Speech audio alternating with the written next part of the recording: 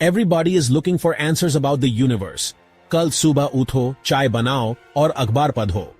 But एक पल के लिए सोचो, अगर सुबह सूरज अपना रंग बदलकर लाल हो गया तो, और वो भी ऐसे लाल जैसे कोई जायंट बॉल। डर लगने लगा ना? ऐसा ही कुछ होता है जब एक स्टार रेड जायंट बनता है। अब सोचो अगर हमारा सूरज, जिसके बिना हम एक सेकंड के लिए भी नहीं रह सकते, वो अगर रेड जायंट बन गया तो। डोंट वरी, यह कल नहीं होने वाला। But it's a fun thought experiment to understand the life cycle of stars and their impact on us. So चलो डाइव करते हैं स्टार्स की दुनिया में और समझते हैं ये रेड जायंट बिजनेस। इमेजिन करो एक बलून। जब तुम उसमें हवा भरते हो तो वो एक्सपैंड होने लगता है। जितनी ज्यादा हवा भरोगे उतना बड़ा होता जाएगा। सिंपल और फैसिनेटिंग प्रोसेस है ना? बलून स्ट्रेच करता है और ग्रो करता है, हर ब्रेथ के साथ बड़ा होता जाता है। जैसे जैसे तुम हवा भरते हो बलून बड़ा होता जाता है। तुम देख सकते हो उसे इन्फ्लाटे होते हुए। उसका मटेरियल स्ट्रेच करता है ज्यादा हवा अकोमोडेट करने के लिए। ये कुछ वैसा ही होता है जैसे स्टार्स के साथ होता है यूनिवर्स में, बस बहुत बड़े स्केल पर। स्टार्स के साथ भी कुछ ऐसा ही होता है। पहले वो छोटे और कॉम्पैक्ट होते हैं, अपने कोर में हाइड्रोजन बर्न करते हैं। टाइम के साथ वो चेंजेस से गुजारकर एक्सपैंड होते हैं और अपने लाइफ साइकिल की डिफरेंट स्टेजेस में इवॉल्व करते हैं। रेड जायंट बेसिकली एक स्टार होता है जो अपनी रिटायरमेंट के करीब होता है। ये एक फेस होता है स्टार की लाइफ में जब उसके कोर का हाइड्रोजन खत्म हो जाता है और वो हीलियम बर्न करना शुरू करता है। इस प्रोसेस से स्टार सिग्निफिकेंटली एक्सपैंड करता है। जैसे एक बलून जो बर्स्ट होने वाला होता है, वैसे ही स्टार अपना फ्यूल खत्म कर रहा होता है। स्टार स्वेल अप करता है, अपने ओरिजिनल साइज से बहुत बड़ा हो जाता है। ये एक ड्रामेटिक ट्रांसफॉर्मेशन होता है जो उसके मेन सीक्वेंस फेज की एंड को सिग्नल करता है। ये बड़ा, कूलर और रेडर हो जाता है। उसके आउटर लेयर्स एक्सपैंड और कूल डाउन करते हैं, जो स्टार को उसका कैरेक्टरिस्टिक रेड कलर देते हैं। इसीलिए इसे रेड जायंट कहते हैं। सोचो, एक यंग स्टार एक हॉट कप ऑफ कॉफी की तरह होता है, फुल ऑफ एनर्जी। ये वाइब्रेंट और एक्टिव होता है, अपने कोर में हाइड्रोजन एफिशिएंटली बर्न करता है। जैसे जैसे वो बूढ़ा होता है, वो कूल डाउन और एक्सपैंड करता है, बिल्कुल उस कॉफी की तरह जब तुम उसमें आइस डालते हो। एक बार हॉट और एनर्जेटिक स्टार कूलर और लार्जर हो जाता है, रेड जायंट फेज में ट्रांजिशन करता है। हमारा सन अभी उस हॉट कप ऑफ कॉफी की तरह है, अपने कोर में हाइड्रोजन बर्न कर रहा है। ये अपनी लाइफ के प्राइम में है, ब्राइटली शाइन कर रहा है और हमारे सोलर सिस्टम को एनर्जी प्रोवाइड कर रहा है। लेकिन एक दिन, बिलियंस ऑफ ईयर्स बाद, ये अपना हाइड्रोजन फ्यूल खत्म कर देगा और हीलियम बर्न करना शुरू करेगा। इस फ्यूल चेंज से एक सीरीज ऑफ इवेंट्स ट्रिगर होंगे जो हमारे सन को एक रेड जायंट में ट्रांसफॉर्म कर देंगे।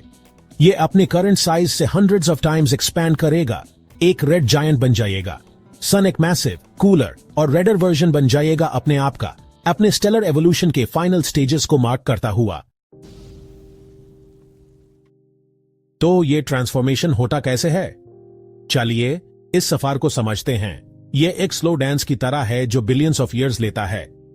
सूरज अपने कोर में हाइड्रोजन यूज करता है और जैसे जैसे यह हाइड्रोजन खत्म होता है, कोर अपने ही ग्रेविटी के नीचे श्रिंक होने लगता है। यह श्रिंकिंग हीट और प्रेशर क्रिएट करता है जो सूरज के आउटर लेयर्स को बाहर की तरफ पुश करता है। जैसे टूथपेस्ट ट्यूब को स्क्वीज करने पर टूथपेस्ट बाहर आता है, वैसे ही यह प्रेशर सूरज के आउटर लेयर्स को एक्सपैंड करता है। जैसे जैसे आउटर लेयर्स एक्सपैंड होती हैं, वो कूल डाउन होती हैं और कलर चेंज करती हैं, येलो से ऑरेंज और फिर रेड बन जाती हैं। यह वही रीजन है कि एक hot piece of metal red glow करता है जब वो कूल डाउन होता है। सूरज इतना बड़ा हो जाएगा कि वो मर्करी, वीनस और शायद अर्थ को भी एंगुल्फ कर लेगा। सोचो जरा, हमारा पूरा प्लैनेट एक जायंट रेड सन के अंदर चला जाएगा। यह एक ऐसा दृश्य होगा जो सोचने में भी रोमांचक है। इमेजिन एक बॉनफायर। जैसे ही तुम उसमें और लकड़ी डालते हो, फ्लेम्स और बड़ी और गर्म हो जाती हैं, राइट? कुछ ऐसा ही होगा हमारे सोलर सिस्टम के साथ जब सूरज रेड जायंट बन जाएगा। सबसे पहले शिकार होंगे इनर प्लैनेट्स, मर्क्यूरी, वीनस और शायद अर्थ। ये या तो पूरे के पूरे निगल लिए जाएंगे या फिर इंटेंस हीट से जल के राख हो जाएंगे। बीच पे ऐसे दिन की बात ही मत करो। बाहर के प्लैनेट्स जैसे मार्स, जुपिटर, सैटर्न और आगे के भी लिटरली हीट फील करेंगे।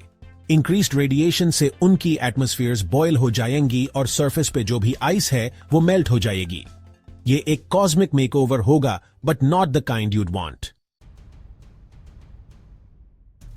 धरती पे गर्मी का कहार। अब बात करते हैं अर्थ की। अगर हम इतने लकी हुए कि हम सूर्य के अंदर समय बिना बच गए, तो भी ह्यूमन हीट से कोई राहत नहीं मिलेगी। टेम्परेचर इतना ज्यादा बढ़ जाएगा कि किसी भी लिविंग बीइंग के लिए सरवाइव करना इम्पॉसिबल हो जाएगा। जरा सोचिए, आपने अपनी लाइफ का सबसे हॉट डे कौन सा देखा है? अब इस हीट को 1000 टाइम्स बढ़ा दीजिए। ओशन सूख जाएंगे, आइसबर्ग्स मेल्ट हो जाएंगे और जमीन एक बंजर डेजर्ट बन जाएगी। पिकनिक के लिए अच्छी जगह नहीं होगी, राइट? जिंदगी का क्या होगा? क्या होगा सब प्लांट्स, एनिमल्स और हम ह्यूमंस का? सच तो यह है कि लाइफ जैसा हम जानते हैं खत्म हो जाएगी। एक्सट्रीम टेम्परेचर्स, पानी की कमी और इंटेंस रेडिएशन से अर्थ रहने लायक नहीं रहेगा। यह सोच थोड़ी स्कैरी है, पर यह दिखाता है कि ह्यूमन अपनी जगह यूनिवर्स में समझनी चाहिए। लेकिन अभी होप मत छोड़ो। याद रखो, यह सब बिलियंस ऑफ ईयर्स बाद होगा। और क्या पता तब तक ह्यूमंस ने दूसरे प्लैनेट्स या स्टार सिस्टम्स तक ट्रैवल करना सीख लिया हो। आखिर हम काफी रिसोर्सफुल स्पीसीज हैं। क्या हम बात सकते हैं? The idea of Earth becoming uninhabitable seems straight out of a science fiction movie, right? लेकिन ये एक रियल पॉसिबिलिटी है और ये ह्यूमन अपने फ्यूचर के बारे में सोचने पर मजबूर करता है। क्या हम इस फायरी फेट से बच सकते हैं? May be. जैसे हम नए प्लेसेस एक्सप्लोर करते हैं और नई टेक्नोलॉजीज इन्वेंट करते हैं, वैसे ही शायद हम इस कॉस्मिक इवेंट से सर्वाइव करने का तरीका ढूंढ लें। शायद हम जायंट स्पेसशिप्स बनाएं जो हमें नए घरों तक ले जाएं अमंग द स्टार्स, या फिर हम एडवांस्ड टेक्नोलॉजीज डेवलप करें जो हमें सूरज के गुस्से से बचा सकें। जो भी सोल्यूशन हो, एक बात तो क्लियर है, हमें एक्सप्लोर करते रहना होगा, इनोवेट करते रहना होगा और जो पॉसिबल है उसके बाउंड्रीज को पुश करते रहना होगा। यूनिवर्स के इस सामने द यूनिवर्स एक बहुत ही वास्ट और मिस्टीरियस जगह है, full of wonders and dangers. ये हमारी इमेजिनेशन से भी बहुत आगे तक स्ट्रेच करता है, विथ बिलियंस ऑफ गैलेक्सीज, और हर एक गैलेक्सी में मिलियंस या बिलियंस ऑफ स्टार्स होते हैं। यूनिवर्स का शीर स्केल माइंड बॉगलिंग है और ये ह्यूमन रियलाइज कराता है कि हम कितने छोटे हैं ग्रैंड स्कीम ऑफ थिंग्स में। सन का रेड जायंट बन जाना ह्यूमन कॉस्मोस की इमेंस पावर और हमारे प्लैनेट की फ्रेजिलिटी याद दिलाता है। ये ट्रांसफॉर्मेशन स्टार्स की लाइफ साइकिल का नेचुरल पार्ट है और ये एक स्टार्क रिमाइंडर है कि यूनिवर्स में कुछ भी परमानेंट नहीं है। हमारा सन, जो बिलियंस ऑफ ईयर्स से एक कांस्टेंट सोर्स ऑफ लाइट और एनर्जी रहा है, एक दिन ड्रामेटिकली चेंज होगा और इससे हमारे सोलर सिस्टम में सब कुछ अफेक्ट होगा। ये एक हम्बलिंग थॉट है ना? हम अक्सर अपनी डेली लाइव्स में इतने बिजी हो जाते हैं कि हम भूल जाते हैं कि हम कुछ बहुत बड़ा का पार्ट हैं। हमारी डेली रूटीन्स, वरीज और एम्बिशंस कभी ह्यूमन बिगर पिक्चर से दूर कर देती हैं। हम अपने इमीडिएट सराउंडिंग्स और पर्सनल गोल्स पर इतना फोकस करते हैं कि हम रेयरली सोचते हैं अपनी प्लेस इन द यूनिवर्स के बारे में। लेकिन जब हम रात को स्टार्स को देखते हैं, हमें ग्रैंड स्कीम ऑफ थिंग्स याद आता है। Night sky with its countless stars और डिस्टेंट गैलेक्सीज हमें कॉस्मोस की वास्टनेस का एक ग्लिम्स देता है। ये याद दिलाता है कि वहां बहुत कुछ है जो हम अपनी डेली लिव्स में एक्सपीरियंस नहीं करते। स्टार्स हमेशा से ह्यूमैनिटी के लिए एक वंडर और इंस्पिरेशन का सोर्स रहे हैं, गाइडिंग एक्सप्लोरर्स और काउंटलेस जनरेशंस की इमेजिनेशन को स्पार्क करते हुए। हम सिर्फ एक टाइनी स्पेक हैं स्पेस की वास्टनेस में और हमारा टाइम यहां लिमिटेड है। वॉयेजर 1 स्पेसक्राफ्ट द्वारा ली गई famous image of earth as a pale blue dot हमारी एग्जिस्टेंस को पर्सपेक्टिव में डालती है। यह हमारे प्लैनेट को एक स्मॉल फ्रैजिल वर्ल्ड के रूप में दिखाता है वास्ट डार्क कॉस्मोस के बीच में। यह पर्सपेक्टिव हम्बलिंग और एनलाइटनिंग दोनों हो सकता है। ह्यूमन लाइफ की प्रीशियसनेस और अपने होम का ख्याल रखने की इंपॉर्टेंस याद दिलाता है। ये रियलाइजेशन चाहे कितनी भी डॉन्टिंग लगे, लिबरेटिंग भी हो सकती है। ये ह्यूमन परमानेंस के इल्यूजन से फ्री करती है और ह्यूमन प्रेजेंट मोमेंट में ज्यादा फुली जीन के लिए इंकरेज करती है। अपनी प्लेस इन द यूनिवर्स को समझना ह्यूमन इंस्पायर कर सकता है डीपर कनेक्शन सीख करने के लिए, एक दूसरे के साथ और नेचुरल वर्ल्ड के साथ। यह ह्यूमन एक्सप्लोर करने, सीखने और कॉस्मोस की ब्यूटी और कॉम्प्लेक्सिटी को अप्रिशिएट करने के लिए मोटिवेट कर सकता है। यह ह्यूमन एनकरेज करता है कि हम अपने टाइम को इस प्लेनेट पर अच्छे से यूज करें, इसकी ब्यूटी को अप्रिशिएट करें और अपनी प्लेस इन द यूनिवर्स को समझने की कोशिश करें। कॉस्मोस की वास्टनेस को एम्ब्रेस करके हम अपनी लिव्स में एक सेंस ऑफ पर्पस और मीनिंग पी सकते हैं। हम अपने एक्शंस और उनके वर्ल्ड पर इम्पैक्ट के बारे में ज्यादा माइंडफुल बन सकते हैं। अल्टीमेटली यूनिवर्स ह्यूमन सिखाता है कि चाहे हम स्मॉल हैं, हमारी कैपेसिटी फॉर वंडर, क्यूरियोसिटी और लव बाउंडलेस है।